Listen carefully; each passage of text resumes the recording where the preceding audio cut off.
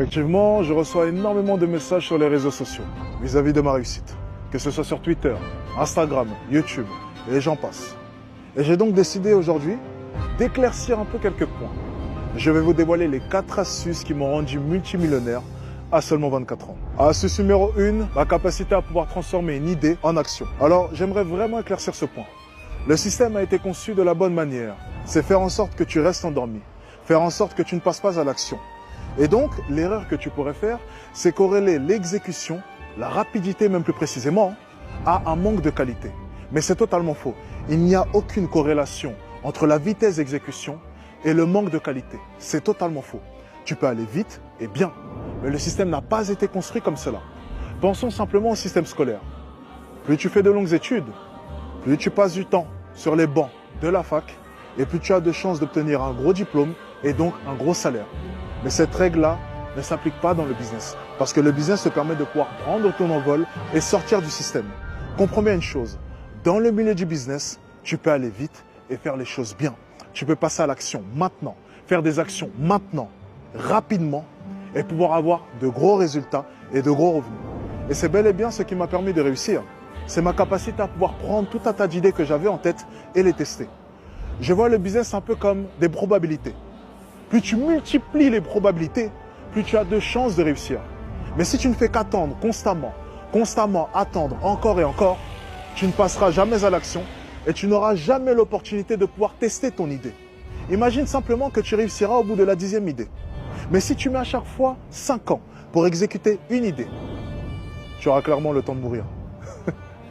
Mais par contre, si tu mets 2, 3 mois pour chacune des idées que tu as en tête, au bout d'un moment, tu finiras par réussir.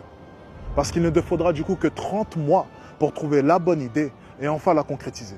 Astuce numéro 2, parler anglais. Si on m'avait dit à l'époque, lorsque j'ai commencé ma carrière de basketteur professionnel, que l'anglais allait autant me servir, je ne l'aurais pas cru. Selon moi, parler anglais a été un grand moteur de ma réussite. Si vous ne parlez pas anglais, vous perdez accès à plus de 80% du contenu business en ligne. Et 80%, c'est énorme. J'explique ma réussite en 3 grands points, selon moi. Tout d'abord, le travail dur, le fait de se lever chaque matin, repousser ses limites, encore et encore. Mais ça ne suffit pas. Ensuite, il y a la chance, ou Dieu. Cela dépend de votre perception des choses. Et enfin, le timing. Et c'est le point qui va nous intéresser. Pour ce qui est du timing, le but est d'avoir les bonnes informations au bon moment pour pouvoir se lancer du coup au bon moment. Mais si vous n'avez pas accès à toutes les informations, comment voulez-vous avoir le bon timing? Si vous ne parlez pas anglais et que vous perdez accès à plus de 80% du contenu business en ligne, vous ne pouvez pas avoir le bon timing. Vous serez toujours en retard. Pour la plupart d'entre vous, ce n'est pas l'idée qui vous manque, non. C'est le bon moment pour lancer l'idée. Lorsque vous lancez l'idée, les trains sont déjà passés. Lorsque vous lancez l'idée, déjà plusieurs dizaines de youtubeurs ont déjà repris cette même idée. Alors vous perdez à cause de votre timing, pas à cause de vos idées. Faites en sorte d'obtenir les bonnes informations au bon moment. Et pour cela, il faudra parler anglais, saisir les trains, les ramener en France et ainsi pouvoir obtenir le succès. Troisième astuce, ne jamais se reposer sur ses lauriers et constamment se réinventer. Pour être tout à fait honnête avec vous, cette astuce ne vient pas de moi, mais elle vient de l'ancien Alex. Si j'ai un conseil à te donner, Alex, c'est que même maintenant, je sais pas en quelle année est-ce que tu vois ça, peut-être en 2022, 2023, même maintenant, continue à te remettre en question. Oublie pas ça. Si j'ai un conseil à me donner, si on a un conseil à se donner, c'est logique, elle est logique cette story. Continue à te remettre en question. Ne te repose pas sur tes lauriers. Jamais. Jamais, jamais. Effectivement, lorsque je revois mon parcours, il est quand même assez spécial. J'ai commencé avec de la drague de rue, puis je me suis lancé dans le développement personnel. J'ai créé Insight Tenacity qui a été un succès, un podcast sur l'entrepreneuriat. Et ensuite, je me suis retrouvé à ouvrir une des plus grosses écoles dans le monde du business en ligne, se nommant School Addict, et réunissant ainsi plus de 2000 étudiants. Ça, c'est un parcours plutôt original.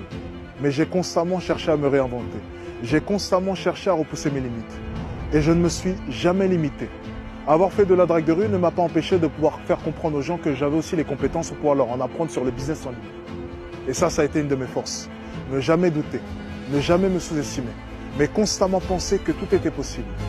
Et c'est cette naïveté qui m'a emmené où je suis. Penser constamment que tout est possible si je travaille dur et si je cherche constamment à m'améliorer. Soyez naïfs vous aussi.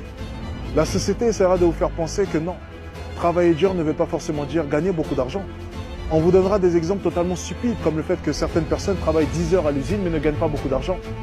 Mais travailler durement à l'usine ne veut pas dire travailler intelligemment. Quatrième et dernière astuce, privilégier la forme plutôt que le fond. Je sais que c'est sûrement une des astuces qui te surprend le plus. Parce que tu as peut-être cette pensée ancrée au plus profond de toi, que le fond est la chose la plus importante parce que le fond te permet de pouvoir transmettre des informations à ton audience. Mais c'est totalement faux.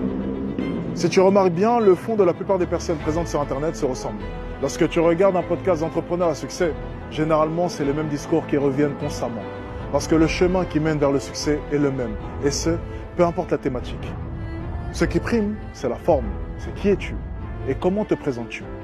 Il y a 3 points qui sont extrêmement importants selon moi pour mettre en place une bonne forme. Tout d'abord le physique. Ensuite, l'éloquence.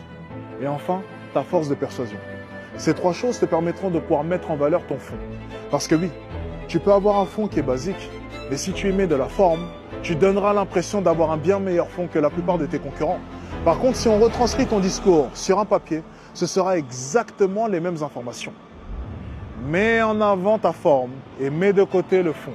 Parce qu'au final, pour ce qui est du fond, il est trouvable facilement sur Internet et reproductible pour la majorité d'entre vous. Mais ce qui ne sera pas reproductible, c'est bel et bien ta forme. Demain, un prodige peut débarquer dans ta thématique et être bien meilleur que toi en termes de stratégie marketing. Par contre, personne ne pourra reproduire ta personnalité. Personne ne pourra reproduire qui es-tu. Et à partir de là, on touche à un des points les plus importants. Lorsque tu y mets de la forme, tu assures une certaine sécurité. Personne ne pourra reproduire le personal branding que tu auras développé parce que ce sera toi.